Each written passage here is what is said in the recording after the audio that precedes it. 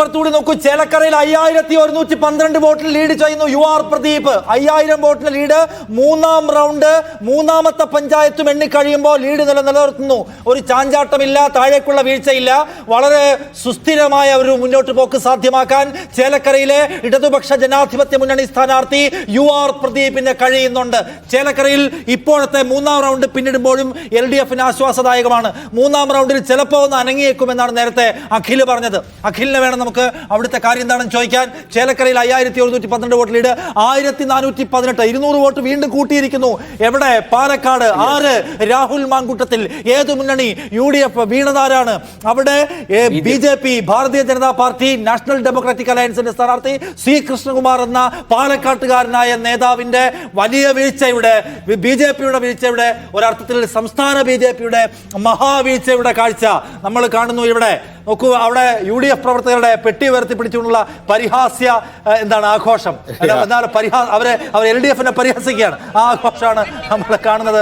പെട്ടി ഉയർത്തിയതുകൊണ്ട് വല്ല ഗുണമുണ്ടായെന്നുള്ള ചോദ്യമാണ്. എന്നാലും 1418 വോട്ടിൽ ലീഡുമായി രാഹുൽ മാങ്കൂട്ടത്തിൽ 4ാം റൗണ്ടിൽ നിൽക്കുന്നു എന്ന് പറഞ്ഞാൽ ഇനി അയാൾക്ക് എതിരാളിയില്ല എന്ന് വേണമെങ്കിൽ പറയാം. ഇത് കാണുമ്പോൾ മറ്റിടത്ത് മീഡിയ കാണാതെ ആരെങ്കിലും ചിരിക്കുന്നുണ്ടാവുമോ പ്രൊമോ സാർ? മനസ്സിലായില്ല. സന്ദീപ് വാര്യർ ചിരിക്കുന്നുണ്ടാവില്ല സ്വാഭാവികമായും. ഉറപ്പായിട്ടും ആ ചിരി ഇപ്പൊ നമുക്ക് കാണാൻ കഴിയുന്നില്ല. അത് മാത്രമല്ല, വാര്യരെ കൊണ്ടുവന്നത് വെറുതെ ആവില്ല എന്നൊരു സംഗതി BJP ഇനി ചിരിക്കുമോ എന്ന് തെരഞ്ഞെടുപ്പ് ഫലപ്രഖ്യാപനത്തിന് ശേഷം അറിയാം. രാഹുൽ മാങ്കൂട്ടത്തിന്റെ കൂടെ സന്ദീപ് വാര്യർ ഇറങ്ങിപ്പോയതോടെ ഇപ്പുറത്ത് ഞങ്ങൾക്ക് വർദ്ധിതാവേശം വന്നു എന്ന് പറഞ്ഞവർ, സന്ദീപ് ഇറങ്ങിപ്പോയത് ഞങ്ങളുടെ ശൈഥില്യങ്ങളെ ഇല്ലാതാക്കി, ഞങ്ങളെ കൂടുതൽ യുണൈറ്റഡ് ആക്കി എന്ന് അവകാശപ്പെട്ടവർ, അവർ ഇതാ ശിഥിലരൂപിയായി കിടക്കുന്നു എന്നാണ് നമ്മൾ കാണുന്ന കാഴ്ച. BJP പാലക്കാട്, കേരളത്തിൽ വളരെ കുറച്ച് മണ്ഡലങ്ങളിൽ മാത്രമേ BJPക്ക് ഇലക്ട്രൽ വിന്നിംഗ് സാധ്യതകളുള്ളൂ എന്ന് നമുക്കറിയാം.